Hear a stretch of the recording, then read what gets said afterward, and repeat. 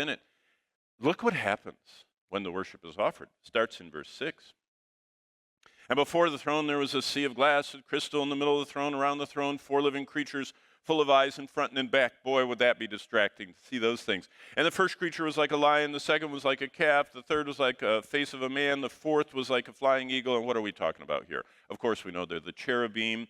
We find them in the Old Testament. We find them even on the standards that were the tribal standards, because when the children of Israel came out of Egypt, they were very orderly. They marched in groupings of the 3 tribes, 3 tribes, 3 tribes, 3 tribes, and they each had a standard, and each of them actually came behind one of the 4 cherubim standards. I mean, the cherubim were featured. They were on the curtains. They were, over the Ark of the Covenant. You say, wow, what is all that for? Well, they're even, look at this. It says the first one had a face like a lion. Well, it says he was like a lion, but in the Old Testament it says that they had a face.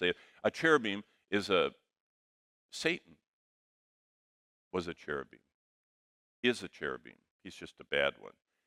So we know what Satan looks like. He doesn't wear red tights and have a pointed tail. He has 4 faces. And the first face is like a lion. The second face, you see, is like an ox. And the third face is like a man. And the last face is like an eagle.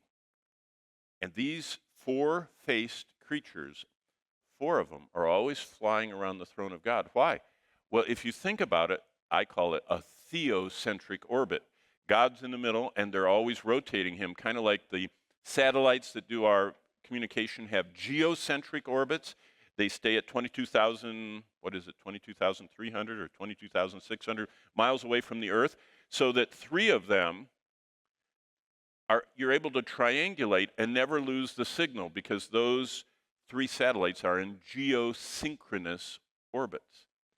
The cherubim are in as in God, synchronous orbits. And so at any given moment, and someday we'll be standing there, you can check this out.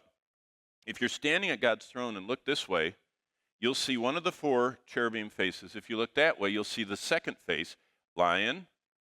You'll see an ox. You see a man. You'll see an eagle. So what?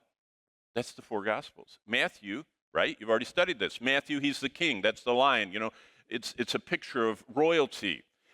Mark, he's the servant. That's the ox. That's that's kind of the picture of a servant. Luke, he's the perfect man. That's the man.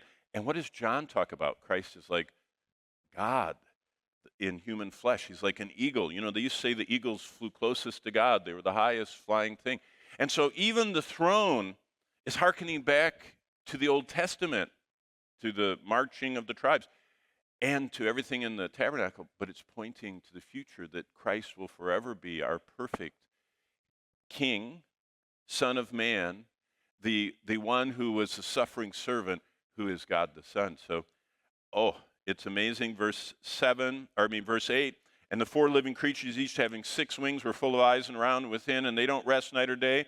And they say the only attribute of God that's emphasized, the highest emphasis it can get, holy, holy, holy, Lord God Almighty, who is and was. But what I wrote, what happens when we worship? Most of our lives are dominated by the physical world, our health, the weather, our family, our car, our job. But the Holy Scriptures, each of us hold, were designed to transport our minds away from our physically dominated world that is easiest for us to see and feel, and transport our minds to the spiritually dominated world. My body only works in this physical world, and it just wants to stay here as long as possible, and it's very interested and curious, and it wants to be a part of everything in the physical world. But inside my body lives my eternal, infinite spirit given to me by God, and that spirit longs. Remember what Paul said, the tension?